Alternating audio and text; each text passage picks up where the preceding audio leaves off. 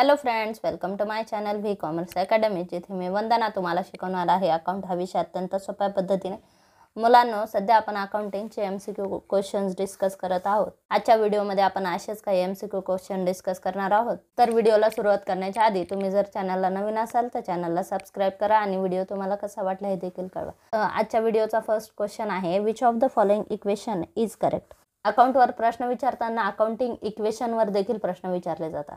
ठीक आहे, मग आपल्याला काही इक्वेशन बरोबर काही चुकीचे दिले जातात आणि या ठिकाणी आपल्याला ओळखायला सांगितले जाते करेक्ट इक्वेशन. आता इथे विचारले आपल्याला, फर्स्ट दिलंय gross profit is equal to net sales minus cost of good sold.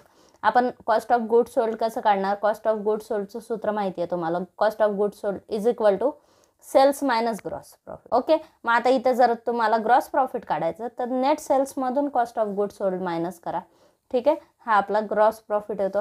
हे ऑप्शन बरोबर आहे. ठीक आहे, ए ऑप्शन बरोबर आहे. त्यानंतर दुसरं काय दिलं? Gross profit is equal to sales plus closing stock minus opening stock minus purchase. Gross profit म्हणजे आपण जर समजा आपण हे ट्रेडिंग अकाउंट बनवले. ठीक आहे, हे ट्रेडिंग अकाउंट बनवले तर ट्रेडिंगच्या क्रेडिटला सेल्स येणार, क्लोजिंग स्टॉक येणार. डेबिटला काय येणार? ओपनिंग स्टॉक आणि परचेसेस येणार आणि डायरेक्ट एक्सपेन्सेस. म्हणजे आपण क्रेडिटच्या टोटलमधून डेबिटची टोटल मायनस करणार. क्रेडिटच्या टोटलमध्ये आपण काय काय धरलंय? सेल्स धरलाय, क्लोजिंग स्टॉक धरलाय. ठीक आहे, म्हणजे ही झाली आपली क्रेडिट साईड. त्याच्यातून मायनस आपण डेबिट साईड करणार, म्हणजे opening stock, purchases, direct expenses, ही सगळी डेबिट साईड आपण मायनस करणार आणि येणारा जो डिफरन्स आहे या डिफरन्सला ग्रॉस प्रॉफिट म्हणणार. ठीक आहे, म्हणजे इथं आपण जे अकाउंटमध्ये दाखवतो ते इथं त्यांनी इक्वेशनमध्ये दाखवलं. ओके, मग आपण क्रेडिटची total sales plus closing stock ही झाली क्रेडिटची टोटल. त्याच्यातून मायनस काय केलं आपण? डेबिटची टोटल. ओपनिंग स्टॉक, परचेसेस हे मायनस होणार. ठीक आहे, म्हणजेच हे काय झालं? ग्रॉस प्रॉफिट आपण कसा काढणार? Gross profit is equal to sales plus closing stock minus opening stock आणि परचेसेस. हे सुद्धा इक्वेशन बरोबर आहे. त्यानंतर cost of good sold plus gross profit is equal to sales. आता थोडं उलटं दिलं. इथं आपण काय केलं? Gross profit is equal to net sales minus cost of good sold. ठीक आहे, नेट सेल्समधून आपण cost of good sold minus केलं. मग आता परत रिटर्न आपण ग्रॉस प्रॉफिट आणि कॉस्ट ऑफ गुड सोल्डची टोटल गेले की नेट सेल्स येईल ना. ठीक आहे, म्हणजे हे इक्वेशन सुद्धा बरोबर आहे. Cost of good sold plus gross profit is equal to sales, हे सुद्धा इक्वेशन बरोबर आहे. प्रश्न थोडासा कन्फ्यूज करून विचारलाय, गोल गोल फिरवून विचारलाय. तुम्ही काय करू शकता? इथं अमाऊंट ठेवायच्या. ठीक आहे, एक्झाम्पलसाठी अमाऊंट ठेवायच्या. आपण गृहीत धरलं आपले नेट सेल्स आहेत 50,000. ओके, आणि कॉस्ट ऑफ गुड सोल्ड आहे 40,000.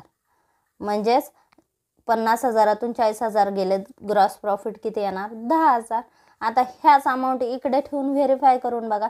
ठीक आहे, मग कॉस्ट ऑफ गुड सोल्ड किती आहे? 40,000. ठीक आहे, प्लस ग्रॉस प्रॉफिट किती आहे? 10,000 इज इक्वल टू टोटल किती आहे? ते 50,000. ठीक आहे, म्हणजे हे सुद्धा इक्वेशन आपलं बरोबर आहे. Then D is a correct answer all of this. D मध्ये आपल्याला काय सांगितलं की सगळे करेक्ट आहे. इथं करेक्ट इक्वेशन विचारलं होतं, तिने सुद्धा आपल्याला थोडे फिरून फिरून दिलेत पण ते करेक्ट दिलेले. ठीक आहे, then D is a correct answer all of the above. Next question, present liability of uncertain amount which can be measured reliably by using substantial degree of estimation is term as. Present liability, आपली एखादी present liability आहे uncertain amount. ती liability आहे पण uncertain amount आहे, म्हणजे अजून आपल्याला माहिती नाही आहे. ठीक आहे, उदाहरणार्थ आपल्याकडे प्रोव्हिजन फॉर टॅक्सेशन आहे. प्रोव्हिजन फॉर टॅक्सेशन आपण कसं क्रिएट करतो की आपल्याला माहिती असतं दरवर्षी, बिझनेसमध्ये माहिती असतं दरवर्षी आपला किती टॅक्स जवळपास होतो, 20,000, 30,000, 40,000. ठीक आहे, किती टॅक्स आपल्याला लागतो ही एक टेंटेटिव्ह अमाऊंट बिझनेसला माहिती असते. त्यामुळे काय केलं जातं, आधीच टॅक्सची फायनल अमाऊंट आपल्याला कळण्याच्या आधीच आपण काय केलेलं आहे? टॅक्सचं प्रोव्हिजन करून ठेवलं. ठीक आहे, आपल्याला माहिती आहे दरवर्षी जवळपास 20,000च्या जवळपास टॅक्स लागतो. 20,000, 21,000, 22,000 या पद्धतीने टॅक्स लागतो. मग आपण काय केलं? आपण 25,000चं एक प्रोव्हिजन करून ठेवलं. ठीक आहे, 25,000 टॅक्ससाठी आपण बाजूला काढून ठेवले, एक टेंटेटिव्ह अमाऊंट बाजूला काढून ठेवली. Present liability of uncertain amount, आपल्याला टॅक्स किती लागेल? 20,000 लागेल, 22 लागेल, 26 लागेल, आपल्याला माहिती नाही पण आपण 25,000 रुपये बाजूला काढून ठेवले. ठीक आहे, प्रोव्हिजन करून ठेवलं. टॅक्सच्या नावचे 25,000 रुपये बाजूला काढून ठेवले. मग हे झालं टॅक्सचं प्रोव्हिजन. मग असं आपण बॅड डेप्सचं पण प्रोव्हिजन बिझनेसमध्ये करत असतो की दरवर्षी 5% जर समजा पैसे बुडत असतील तर आपण 5% प्रोव्हिजन करून ठेवलं बॅड डेप्ससाठी. ठीक आहे, RDD क्रिएट करून ठेवली. मग हे झाले. याला काय म्हणतात? याला म्हणतात प्रोव्हिजन्स. प्रश्न विचारला, present liability of A uncertain amount which can be measured reliably by using substantial degree of estimation. आपण अंदाजाने ती अमाऊंट काढलेली आहे. ठीक आहे, अंदाजाने आपण ती टेंटेटिव्ह अमाऊंट काढली. दरवर्षी आपला टॅक्स आपल्याला माहिती आहे की 20 ते 25च्या दरम्यान होतो टॅक्स. ठीक आहे, मग आपण 25,000चं प्रोव्हिजन केलं. मग यालाच काय म्हणतात? प्रोव्हिजन्स म्हणतात. म्हणजे भविष्यात आपली ती लायबिलिटी, एखादी आपली लायबिलिटी, प्रेझेंट लायबिलिटी, ती आपल्याला द्यायचीच आहे. आपली लायबिलिटी होणारच आहे, ते दरवर्षी आपल्याला द्यावं लागतं. पण आपल्याला अमाऊंट माहिती नाही. आपण टेंटेटिव्ह अमाऊंट एक अंदाजाने सबस्टॅन्शियल डिग्री ऑफ एस्टिमेशन, एक अंदाजाने आपण रक्कम बाजूला काढून ठेवली, तर याला म्हणतात प्रोव्हिजन्स. ओके, लायबिलिटी म्हणजे आपल्या देयता. कॉन्टिंजंट लायबिलिटी म्हणजे एखाद्या पर्टिक्युलर इव्हेंटवर आधारित आहे, एखादी आपली लायबिलिटी होईल किंवा नाही. ठीक आहे, याला कॉन्टिंजंट लायबिलिटी म्हणतात. आणि प्रोव्हिजन्स म्हणजे आपली लायबिलिटी होणारच आहे. ठीक आहे, एखादी लायबिलिटी आपली होणारच आहे, फक्त त्याची अमाऊंट आपल्याला माहिती नाही. आपण एक टेंटेटिव्ह आकडा आपण बाजूला काढून ठेवला किंवा टेंटेटिव्ह रक्कम आपण बाजूला काढून ठेवली, तर याला म्हणतात provisions. Okay, then C is a correct answer. त्यानंतर पुढचा प्रश्न आहे, where is the depreciation amount appearing in the trial balance is shown. जर समजा ट्रायल बॅलन्समध्ये आपल्याला डेप्रिसिएशन दिलं, आता फायनल अकाउंटचा प्रॉब्लेम तुम्हाला आठवत असेल. ट्रायल बॅलन्समध्ये जर समजा आपल्याला डेप्रिसिएशन दिलं तर त्याची पोस्टिंग कुठे होती विचारलं. ठीक आहे, लक्षात ठेवा, ट्रायल बॅलन्सच्या पॉईंटची किंवा आयटम्सची आपण एकच पोस्टिंग करत असतो, ॲडजस्टमेंटचे आपण 2 इफेक्ट करत असतो. आता इथे तुम्हाला ट्रायल बॅलन्समधला पॉईंट विचारला आहे, म्हणजे याचा एक इफेक्ट होणार. मग तो इफेक्ट कुठे होणार? डेप्रिसिएशन काय आहे? डेप्रिसिएशन हा नॉन कॅश एक्सपेंडिचर आहे किंवा ॲसेटच्या किमतीमध्ये होणारी झीज, म्हणजे हा एक प्रकारचा लॉस आहे. ठीक आहे, मग तुम्ही याला नॉन कॅश एक्सपेंडिचर म्हणू शकता किंवा रेव्हेन्यू लॉस सुद्धा म्हणू शकता. मग हा जर लॉस आहे, एक्सपेन्सेस आहे, रेव्हेन्यू एक्सपेन्सेस किंवा रेव्हेन्यू लॉस आहे, तर तो कुठे येणार? तो येणार प्रॉफिट अँड लॉस अकाउंटला. ठीक आहे, then A is a correct answer. त्यानंतर नेक्स्ट क्वेश्चन आहे, arrange the following in chronological order about asset as per liquidity order. Liquidity ऑर्डरनुसार आपल्याला काय करायचं? क्रम लावायचा. ओके, आता या ठिकाणी काय सांगितलं आहे? लिक्विडिटी ऑर्डर म्हणजे ज्या हायली लिक्विड असेट आहेत त्या आधी घ्या. लिक्विडिटी ऑर्डर म्हणजे काय की ज्या असेटचं आपण त्वरित कॅशमध्ये रूपांतर करू शकतो, तर त्याला लिक्विडिटी म्हणतात. ओके, जेवढ्या लवकर आपण, जेवढ्या क्विकली ॲसेटचं रूपांतर आपण कॅशमध्ये करू शकतो, त्याला लिक्विडिटी ऑर्डर म्हणतात. आता आपल्याला लिक्विडिटी ऑर्डर दाखवायचं आहे, मग सगळ्यात आधी काय येईल? कॅश येईल. कॅश नंतर डेटर्स. डेटर्स म्हणजे ज्या लोकांना आपण उधारीवर वस्तू विकलेल्या आहेत आणि त्यांच्याकडून आपल्याला पैसे येणे, त्यांना काय म्हणतात? डेटर्स म्हणतात. हे सुद्धा कॅश नंतर लिक्विडिटीमध्ये डेटर्स येतात. आणि त्याच्यानंतर येतो स्टॉक. स्टॉक हा डेटर्सपेक्षा स्टॉकची लिक्विडिटी कमी असते. ओके, त्यानंतर मग येणार स्टॉक येणार आणि लास्ट येणार बिल्डिंग, कारण लिक्विडिटी ऑर्डर आपण फॉलो करतोय. मग लिक्विडिटी ऑर्डरनुसार सगळ्यात 1 नंबरवर येणार कॅश, नंतर डेटर्स, स्टॉक आणि मग लास्ट येणार बिल्डिंग. ज्या फिक्स असेट आहेत त्या लिक्विडिटी ऑर्डरनुसार काय येणार? खाली येणार, शेवटी येणार. ओके, मग ऑप्शन काय येणार? 3, 1, 4, 2. 3, 1, 4, 2. ठीक आहे, then D is a correct answer. त्यानंतर नेक्स्ट क्वेश्चन विचारला, which of the following is a non operating expenses. ठीक आहे, ऑपरेटिंग एक्सपेन्सेस आणि नॉन ऑपरेटिंग एक्सपेन्सेस म्हणजे काय? जे ऑपरेटिंग एक्सपेन्सेस म्हणजे जे आपल्या डे टू डे बिझनेस ॲक्टिव्हिटीशी रिलेटेड खर्च असतात, तर त्यांना ऑपरेटिंग एक्सपेन्सेस म्हणतात. ठीक आहे, आणि नॉन ऑपरेटिंग एक्सपेन्सेस म्हणजे जे बिझनेसच्या डे टू डे वर्किंगशी रिलेटेड नाही, त्याला नॉन ऑपरेटिंग एक्सपेन्सेस म्हणतात. ठीक आहे, सॅलरी ऑफ मॅनेजिंग डायरेक्टर आहे, मॅनेजिंग डायरेक्टरला सॅलरी दिली, हे बिझनेसच्या वर्किंगशी रिलेटेड आहे, त्यामुळे हा ऑपरेटिंग एक्सपेन्सेस आहे. डेप्रिसिएशन सुद्धा ऑपरेटिंग एक्सपेन्सेस आहे, बिझनेसच्या डे टू डे वर्किंगशी रिलेटेड आहे. ॲडव्हर्टाइजमेंट एक्सपेन्सेस आपण सेल्स वाढवण्यासाठी करत असतो, त्यामुळे बिझनेसच्या ॲक्टिव्हिटीशीच रिलेटेड आहे.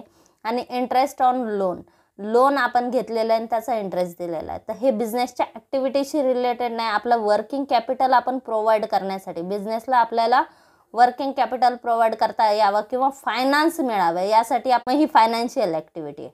ठीक आहे, मग ही ॲक्टिव्हिटी ही ऑपरेटिंग ॲक्टिव्हिटी नाही आहे, ही कोणती आहे? फायनान्सिंग ॲक्टिव्हिटी आहे. बिझनेसला फायनान्स मिळण्यासाठी आपण लोन घेत असतो, ठीक आहे, आणि त्यामुळे हे नॉन ऑपरेटिंग एक्सपेन्सेसमध्ये येतात. Then D is a correct answer.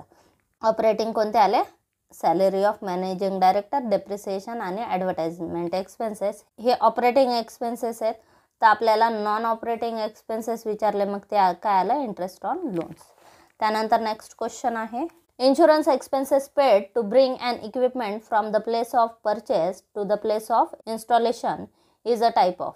आता या ठिकाणी इन्शुरन्स एक्सपेन्सेस आपण पेड केले, ठीक आहे, टू ब्रिंग अन इक्विपमेंट आणण्यासाठी, from the place of purchase, जिथं परचेस केले तिथून इन्स्टॉलेशन प्लेसला. फॉर एक्झाम्पल, आपण एक मशिनरी खरेदी केली पुण्याला, ठीक आहे, आणि ती आपण नाशिकला आणलेली.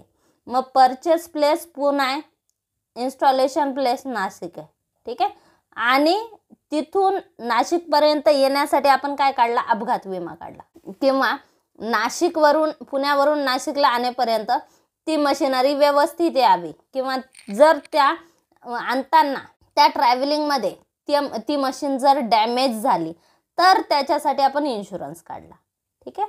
मग हा जो इन्शुरन्स आहे हा वन टाइम इन्शुरन्स आहे, म्हणजे आपण वस्तू आणण्यासाठी तो इन्शुरन्स काढलेला आहे, ठीक आहे. आपल्याकडे वस्तू सेफली यावी आणि इन केस त्याच्यामध्ये काय डॅमेज झालं तर आपल्याला नुकसान भरपाई मिळावी, याच्यासाठी आपण इन्शुरन्स एक्सपेन्सेस पेड केले. तर हा जो खर्च आहे हा आहे कॅपिटल एक्सपेंडिचर, ठीक आहे. आणि जर समजा आपण रेग्युलर इन्शुरन्स काढलेला आहे त्या मशिनरीचा, तर तेव्हा तो कोणता एक्सपेंडिचर होईल? तेव्हा तो रेव्हेन्यू एक्सपेंडिचर होईल. पण इथं आपल्याला कोणता इन्शुरन्स सांगितला?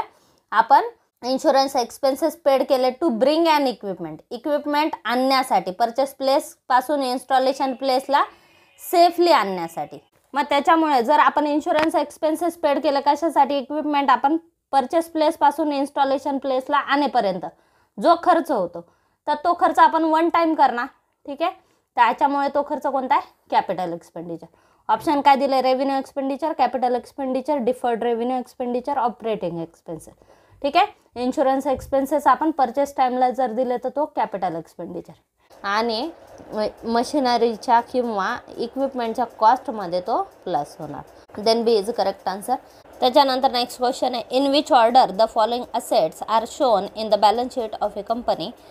फर्स्ट दिलं trade receivable, cash, furniture and fittings, investment in shares and debentures. तर आपल्याला या ठिकाणी काय करायचं? कोणते ॲसेट आपण आधी दाखवणार? बॅलन्स शीटला ॲसेट दाखवताना सगळ्यात आधी इन्व्हेस्टमेंट दाखवली जाते, ठीक आहे. देन 4 नंबर 1, त्याच्यानंतर फर्निचर फिटिंग दाखवली जाईल कारण हे फिक्स असेट आहे, इन्व्हेस्टमेंटसुद्धा फिक्स असेट आहे, ओके. मग आधी आपण 4 दाखवणार, मग 3 दाखवणार. त्याच्यानंतर ट्रेड रिसिवेबल म्हणजे डेटर्स, ठीक आहे, डेटर्स दाखवणार, आणि सगळ्यात लास्ट कॅश दाखवणार कारण मोस्ट लिक्विड फॉर्ममध्ये कोण आहे? कॅश आहे, ओके. तर त्या ठिकाणी सिक्वेन्स आपला कोणता झाला? Investment in shares and debentures. Investment आधी येईल, मग फर्निचर फिटिंग येईल, ट्रेड रिसिवेबल आणि कॅश. 4 3 1 2. इथे थोडेसे पर्याय चुकलेले आहेत, तर इथं डी पर्याय योग्य पर्याय असेल, ठीक आहे. आपण बॅलन्स शीटला असेट दाखवताना आधी फिक्स असेटवरती दाखवल्या जातात आणि त्याच्यानंतर लिक्विड असेट. जसजशी लिक्विडिटी वाढते तसतसे असेट आपण दाखवत जातो, ठीक आहे. आणि बॅलन्स शीटला सगळ्यात शेवटी ज्याची लिक्विडिटी जास्त आहे त्या असेट आपण दाखवत असतो, ओके. आणि सगळ्यात आधी आपण फिक्स असेटपासून स्टार्टिंग करत असतो. त्याच्यामुळं इथे या ठिकाणी त्याच्यामुळे इथे सिक्वेन्स काय येणार? 4 3 1 2, okay. Then D is a correct answer. त्यानंतर नेक्स्ट क्वेश्चन आहे, in accounting profit prior to incorporation treated as. Corporate अकाउंटिंगमध्ये एक टॉपिक आहे प्रॉफिट प्रायर टू इनकॉर्पोरेशन. आधी इनकॉर्पोरेशन म्हणजे काय? इनकॉर्पोरेशन म्हणजे कंपनीची स्थापना किंवा कंपनीची नोंदणी होण्याची जी प्रोसेस असते याला आपण इनकॉर्पोरेशन स्टेज म्हणतो. जोपर्यंत कंपनीची नोंदणी होत नाही तोपर्यंत कंपनीला कायदेशीर अस्तित्व प्राप्त होत नाही, ठीक आहे. आणि आता जर समजा आपण एखादा रनिंग बिझनेस आपण परचेस केला, मग आता ही जी XYZ कंपनी आहे ही चालू कंपनी आहे, ठीक आहे. आणि मग आता हिचं नाव आपण चेंज करणार. आता हिचं नाव आपण AB लिमिटेड करणार, ठीक आहे.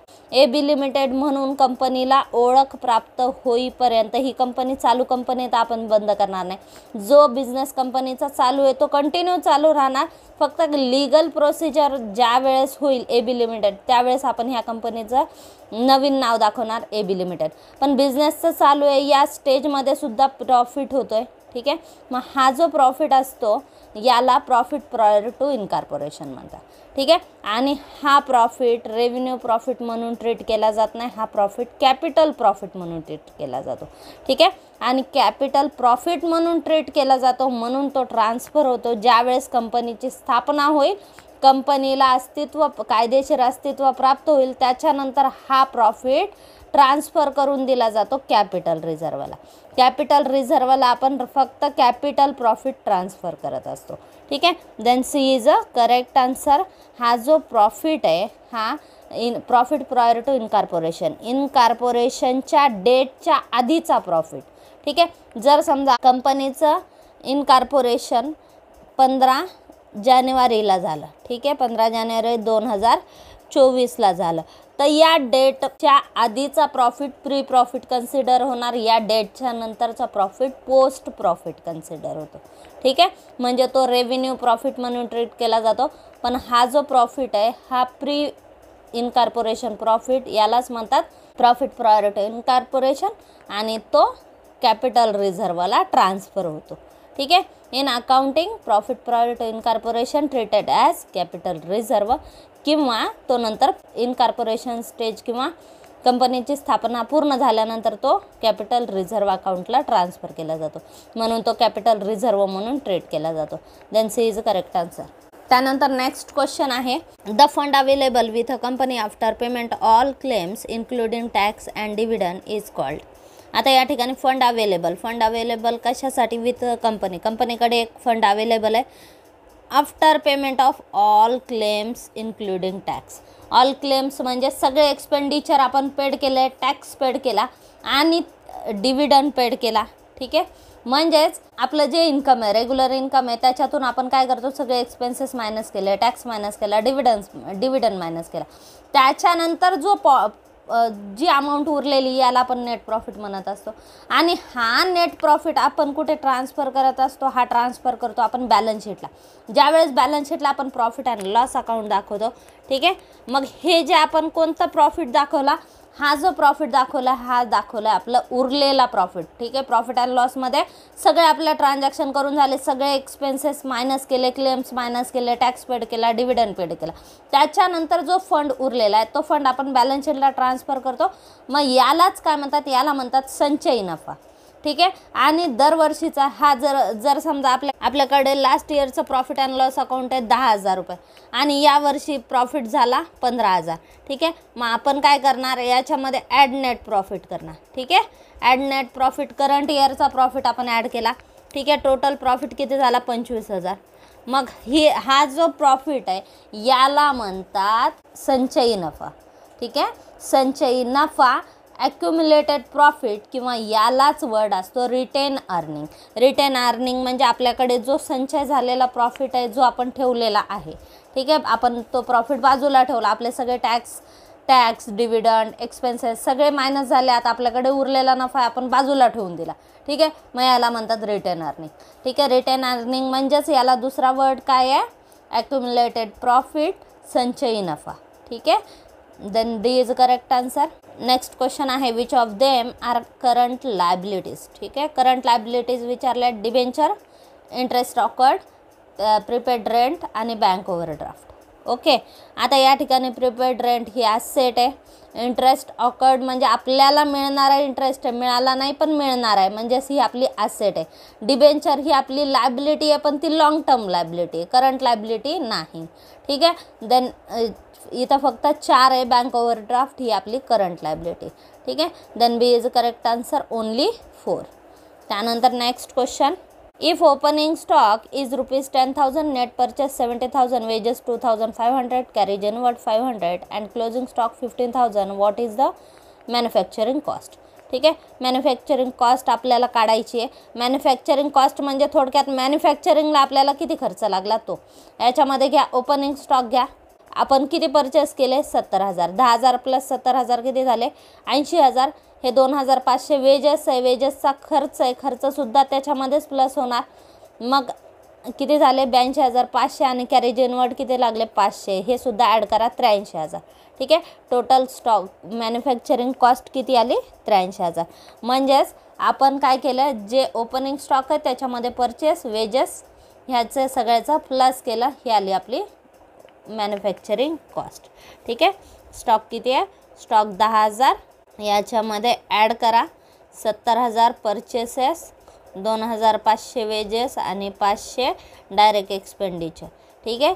हे किती झाले 83,000. ही आली मॅन्युफॅक्चरिंग कॉस्ट.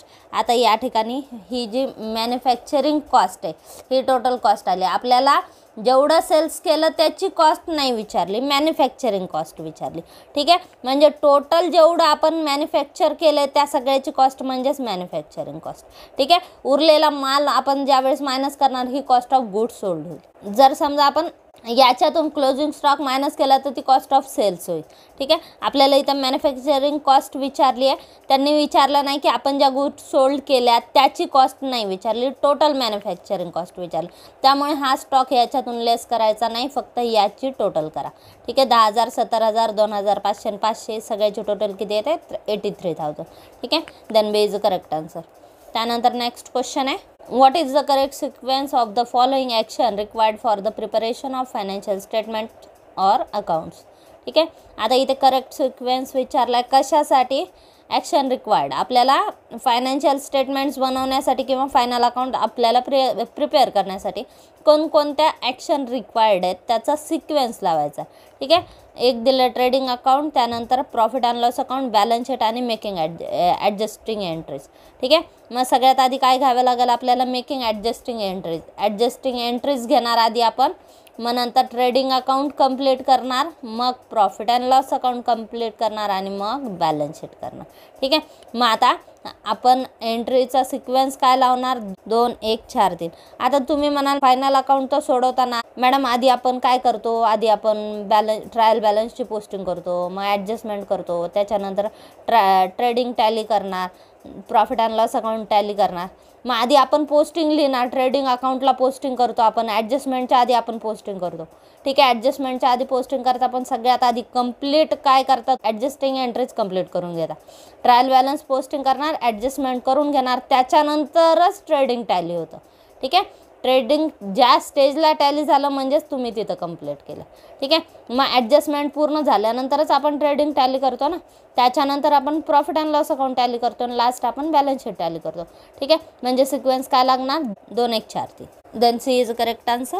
त्यानंतर पुढचा प्रश्न आहे, identify the true statement of the following. True statement identify करायचं आहे. ओके. आता या ठिकाणी काय दिलं, balance sheet is always prepared from the point of view of the business but not from that of the owner. Okay. Balance sheet आपण कोणाच्या point of व्ह्यूनी तयार करतो, बॅलन्स शीट ऑलवेज आपण बिझनेसच्या पॉईंट ऑफ व्ह्यूनी बनवत असतो. ठीक आहे. But not from that of the owner, ओनरच्या नाही. ठीक आहे. बॅलन्स शीट बनवताना ऑलवेज नेहमी आपण बिझनेसच्या पॉईंट ऑफ व्ह्यूने बनवत असतो, ओनरच्या पॉईंट ऑफ व्ह्यूने नाही. ठीक आहे. त्यामुळेच आपण कॅपिटल ही बिझनेसची ॲसेट असते तरी आपण ती कुठे दाखवतो, बिझनेसची ती लायबिलिटी आहे म्हणून आपण लायबिलिटीला दाखवत असतो. म्हणजे ऑलवेज आपण कॅपिटल बॅलन्स शीट ही ऑलवेज आपण कोणाच्या पॉईंट ऑफ व्ह्यूने बनवत असतो, बिझनेसच्या. आणि आपण जे सगळे फायनान्शियल स्टेटमेंट्स बनवत असतो ते सगळे सुद्धा बिझनेसच्याच पॉईंट ऑफ व्ह्यूने असतात. ठीक आहे. ते ओनरच्या पॉईंट ऑफ व्ह्यूने कधीच नसतात. देन हे स्टेटमेंट बरोबर आहे. त्यानंतर दुसरं स्टेटमेंट काय दिलं, the financial relationship of the business to its owner is shown in the balance sheet. The financial relationship of the business to its owner is shown in the balance sheet. Balance शीटमध्ये financial relationship दाखवली जाते कोणाची, बिझनेसची आणि ओनरची. Okay. Balance शीटला आपण capital घेत असतो. ठीक आहे. कॅपिटल घेत असतो. कॅपिटल ही लायबिलिटी आहे बिझनेसची. बिझनेसची लायबिलिटी आहे कोणाला द्यायची, ओनरला द्यायची. ठीक आहे. म्हणजे दोघांचं रिलेशनशिप कुठे दाखवलं गेलं, बॅलन्स शीटमध्ये झालं का नाही शो. ठीक आहे. देन हे सुद्धा बरोबर स्टेटमेंट आहे. नंबर 2 सुद्धा बरोबर स्टेटमेंट आहे, 1 बरोबर आहे. त्याच्यानंतर थर्ड काय दिलं, balance sheet is always related to a period of time. आता balance sheet always related to a period of time, पिरियडशी रिलेटेड आहे म्हणून सांगितलं. ठीक आहे. बॅलन्स शीट लिहिताना आपण काय लिहितो, आपण ट्रेडिंग अकाउंट तयार केलं, ट्रेडिंगच्या खाली तुम्ही काय लिहिता, for the year ended 31 March 2024. Profit and loss account तुम्ही बनवलं, तिथे काय लिहिणार, for the year ended 31 March 2024. आणि बॅलन्स शीटला काय लिहितात, बॅलन्स शीटला लिहितात ॲज ऑन 31 मार्च 2024.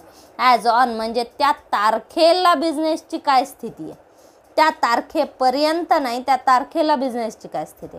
आणि बॅलन्स शीटला आपण फक्त काय दाखवतो, त्या पर्टिक्युलर टाईममध्ये, पर्टिक्युलर एका वर्षातल्याच असेट दाखवतो का, नाही.